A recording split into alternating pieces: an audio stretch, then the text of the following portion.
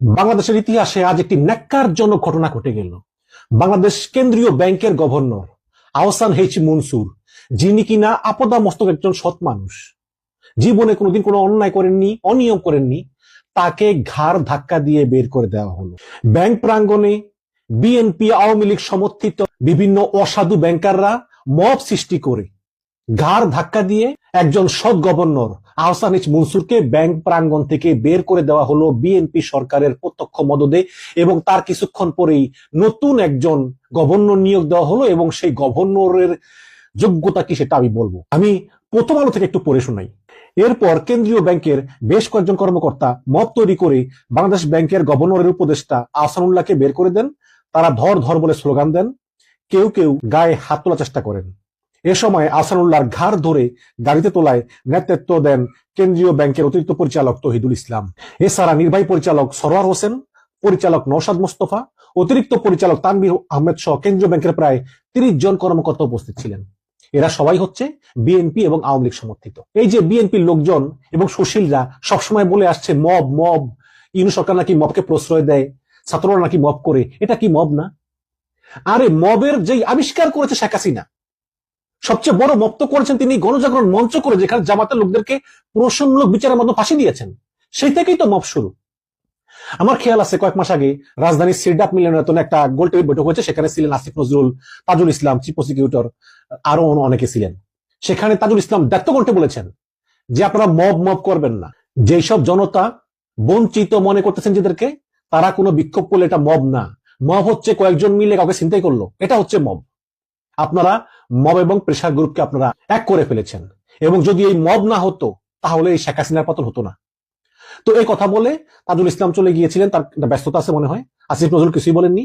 তাজুল ইসলাম চলে যাওয়ার পরে এই যে সিপিবি নেতা রহিন হোসেন প্রিন্স, এই রহিন হোসেন প্রিন্স তাজুল ইসলামকে একাত নিলেন, বলেন যে এই এত বড় সাহস, একজন চিফ প্রসিকিউটর হয়ে মবের বৈধতা দিচ্ছে, এই মববাজি করতেছে এই সরকার, আরো অনেক কথা। এই রহিন হোসেন প্রিন্সরা বাংলাদেশে 0.001% ভোটও পায় না। আমার তো মনে হয় ওদের বউরাও ওদেরকে ভোট দেয় না।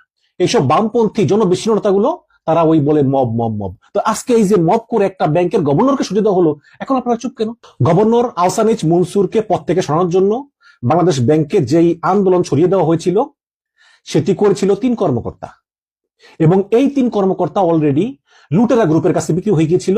এটা বুঝতে পেরে গভর্নর আহসান এইচ মনসুর এই ৩ কর্মকর্তাকে বরিশাল, রংপুর এবং বগুড়ায় বদলি করেন, এবং দাবি করা হয় যে এদের বদলি আদেশ প্রত্যাহার করতে হবে, এবং এর পেছনে সরকার মদত দেয়। এই ৩ কর্মকর্তা মূলত এই ডিজিটাল ব্যাংকিং এর যে গভর্নরের নিয়ন্ত্রণ, তারপরে এক্সিম ব্যাংক সহ নতুন যে 5টা ব্যাংক একত্রিত করা, তারপর আপনারা জানেন যে এসালম, দর্জি নজরুল সহ বিভিন্ন যে ব্যাংক লুটেরা গ্রুপটা আছে, যারা এই দেশের থেকে 1,00,000 কোটি টাকা পাচার করে চলে গিয়েছে। এইসব ব্যাংকগুলো আমানতকারীদের টাকা দিতে পারে না। ইউনূস সরকার ক্ষমতায় আসলে গভর্নর নিয়োগ করা হয় আহসান এইচ মনসুরকে, যিনি কিনা আইএমএফ এর সাবেক কর্মকর্তা। তো এই আহসান এইচ মনসুর এই সবগুলো ব্যাংকে একত্রিত করে সম্মিলিত ইসলামী ব্যাংক নাম দেন, সাপোর্ট দেন, বাংলাদেশ ব্যাংক থেকে টাকা দিয়ে দিয়ে সাপোর্ট দেন, যাতে আমানতকারীরা আসলে বঞ্চিত না হয়। এখন আহসান এইচ মনসুর যে টাকাগুলো বাংলাদেশ ব্যাংক থেকে দেন, তিনি তদারকি করবেন না যে টাকাগুলো ব্যাংক প্রপার ওয়েতে খরচ করতেছে কিনা? এটা ব্যাংকের পছন্দ না। এবং ইউনূস সরকারের আমলে তারা মুখ বুঝে সহ্য করেছিল, এবং সঙ্গে ছিল বিএনপি। এবং এই যে এসালম, এই দর্জি নজরুল এখন জেলে, এদের কিন্তু প্রভাব শেষ হয়নি।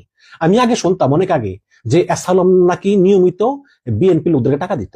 হ্যাঁ, আমি বিশ্বাস করতাম না, বলতাম যে প্রমাণ নাই, কিছু নাই, কিন্তু এখন তো দেখি সেটা সত্য। আপনার খেয়াল আছে না, পিকে হালদার, রিলায়েন্স গ্রুপের সেই পিকে হালদার তো ভারতে গ্রেপ্তার হয়েছিল। তখন পিকে হালদার বন্দী অবস্থায় সিবিআই এর ইন্সপেক্টর অরজিৎ গুপ্তকে বলেছিল যে এসালম নিয়মিত আওয়ামী লীগ এবং বিএনপি লোকদেরকে টাকা দেয়। এখন তো দেখি সেটাই সত্য। যেই গ্রুপগুলো দেশটাকে ফোকলা করে দিয়ে বিলিয়ন বিলিয়ন ডলার বিদেশে পাচার করে নিল এই ঋণ জালিয়াতির মাধ্যমে, সেই গ্রুপগুলো আবার এখন বিএনপির উপর ভর করেছে। যে 3 জন ব্যাংক কর্মকর্তা মব করেছে, এরা সবাই হচ্ছে আওয়ামী পন্থী নীল দলের নেতা। এখন এই ব্যাংক লুটেরা সব আওয়ামী লীগ বিএনপি ভাই ভাই, কোনো তফাৎ নাই। আওয়ামী লীগের আমলে এই এক্সিম ব্যাংক কুক্ষিগত ছিল নাসা গ্রুপের চেয়ারম্যান দর্জি নজরুল, আর এসআইবিএল ছিল এসালমের কাছে। এখন এই বাংলাদেশ ব্যাংকের ভিতরে এই অসাধু কর্মকর্তারা, এখানে কোনো আওয়ামী লীগ বিএনপি নাই, সবাই এক হয়েছে। সবাই এক হইয়া এখন এই আহসান এইচ মনসুরকে গলা ধাক্কা দিয়ে বের করে দিল। দর্শক, শেখ হাসিনা, এসালম সহ তার সাঙ্গপাঙ্গরা এই দেশের ব্যাংকিং সেক্টরটাকে একদম ফুকলা করে দিয়ে গিয়েছে, শেষ করে দিয়ে গেছে। ডক্টর ইউনূস ক্ষমতা আসার পরে এই অর্থনীতি পুনরুদ্ধার করেছে। ডক্টর ইউনূসের ব্যর্থতা ছিল আইন শৃঙ্খলা খাত, আইন শৃঙ্খলা খুব খারাপ ছিল। সফলতা হচ্ছে অর্থনীতি, অর্থনীতি ডক্টর ইউনূস কিন্তু খুবই ভালো করেছে।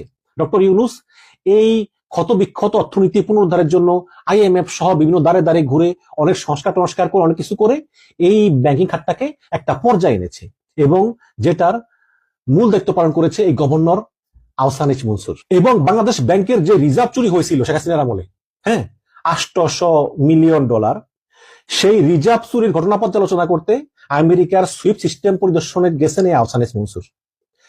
সঙ্গে ছিলেন আসিফ নজরুল এবং ফয়েজ তৈয়ব আহমদ, এবং সেখানে তারা অনেক কথাবার্তা বলেছেন কর্তৃপক্ষের সঙ্গে কিভাবে কি হয়েছে, এবং তারা গুরুত্বপূর্ণ এভিডেন্স পেয়েছেন। এবং নিউ ইয়র্কে তারা একটি মামলাও করেছেন, এবং সেই মামলার চার্জশিট 2 মাস পরে দেওয়ার কথা, যে কারা কারা অভিযুক্ত, কারা কারা এই চুরিটা করেছে। হ্যাঁ, তো এরকম কিন্তু অগ্রগতি হয়েছে। এবং এই গভর্নর আহসান এইচ মনসুর বাংলাদেশ থেকে লুটেরারা টাকা পাচার করে যে বিভিন্ন ধরনের সম্পত্তি করেছে, এই টাকাগুলো ফিরিয়ে আনার জন্য তিনি কয়েকবার যুক্তরাজ্য সফর করেছেন। বাংলাদেশে লুটেরা শ্রেণীগুলো আওয়ামী লীগের আমলে টাকা পাচার করে তারা বিদেশে বাড়ি করেছে, সেই পাচারকৃত সম্পদ এবং টাকা ফিরিয়ে আনার জন্য কয়েকবার তিনি ইংল্যান্ডে সফর করেছেন।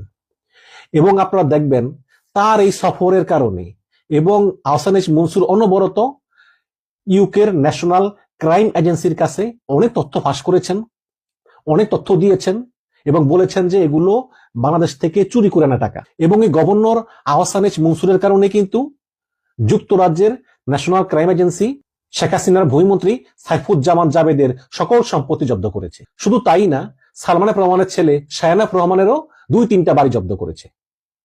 এখন এতে তো আওয়ামী লীগ খেপাই, আওয়ামী লীগ ক্ষমতা হারিয়েছে, কিন্তু যে টাকা চুরি করে সম্পত্তি করেছে সেই সম্পত্তিগুলো ইউনূস সরকার নিয়ে নিচ্ছে। এই কারণে তারা আরো ক্ষিপ্ত হয়ে ওঠে। এবং 1 বছর আগের কথা, এই আওয়ামী লীগ গভর্নর আহসান এইচ মনসুরের বিরুদ্ধে ক্ষিপ্ত হয়ে তার বিরুদ্ধে নানা রকম কুৎসা রটায়। কুৎসা কি?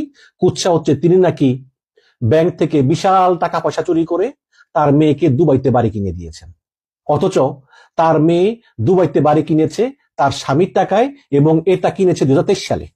2023 সালে তিনি দলিল শো করেছেন, সেই সময় আওয়ামী লীগ ক্ষমতায় ছিল।